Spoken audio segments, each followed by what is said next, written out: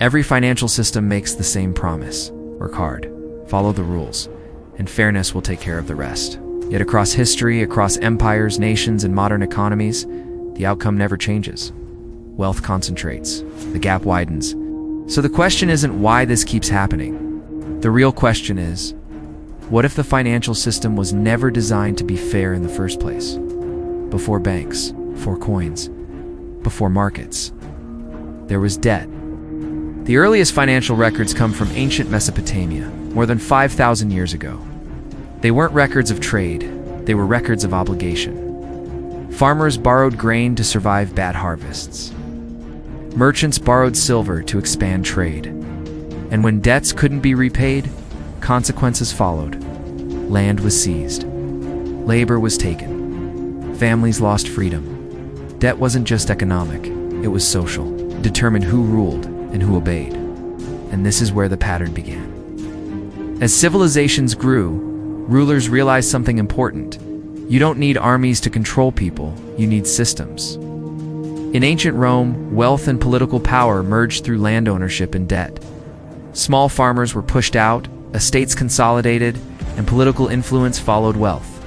When Rome needed money for war, it didn't raise taxes, it debased its currency. Coins contained less silver, but kept the same face value. This quietly transferred wealth from the public to the state. The illusion of stability remained until it didn't. This wasn't mismanagement, it was strategy. Fast forward to medieval Europe.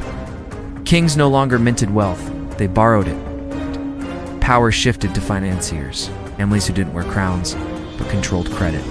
The Medici didn't rule Florence by force. They ruled it through banking. Interest guaranteed one thing: money flowed upward, no matter who ruled politically. By the time modern banking emerged, the system was refined. Banks no longer needed gold. They created money through lending. Every loan created new money. Every repayment destroyed it except the interest. And that interest demanded perpetual growth. Fairness was never part of this equation. Every financial system reaches a limit. Debt grows faster than income. Assets inflate faster than wages. Trust begins to erode. Historically, this is where collapse begins. Ancient societies recognized this danger. That's why rulers periodically canceled debts, not out of kindness, but survival. Modern systems removed debt forgiveness. Instead, they introduced refinancing, bailouts, monetary expansion. The pressure remained, just delayed. Breaking points didn't disappear. They became harder to see. When financial systems crack, the fallout is never evenly distributed. History shows a consistent pattern. Losses are socialized, profits are protected. In modern crises, banks are rescued, asset holders recover, wages stagnate, inequality deepens. After the 2008 financial crisis, trillions were created to stabilize markets. Asset prices soared. Wealth concentrated further. The system survived, but fairness didn't. Reforms are promised after every crisis. New rules, new safeguards, new oversight. But the core structure remains untouched, because the system isn't designed to distribute wealth evenly. It's designed to channel it efficiently upward. As long as money is created through debt, as long as access to capital determines opportunity, the outcome will repeat. Different era, same result. Today, the pattern is clearer than ever. The top percentage controls more wealth than entire nations. Debt levels exceed historical extremes. Assets rise while living costs surge.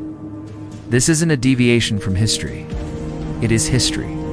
The same forces that shaped empires are shaping the modern world quietly, structurally, predictably. Takeaway 1. Financial systems are built around incentives, not morality.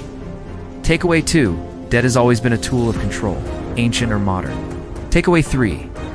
Understanding money isn't about getting rich. It's about seeing reality clearly.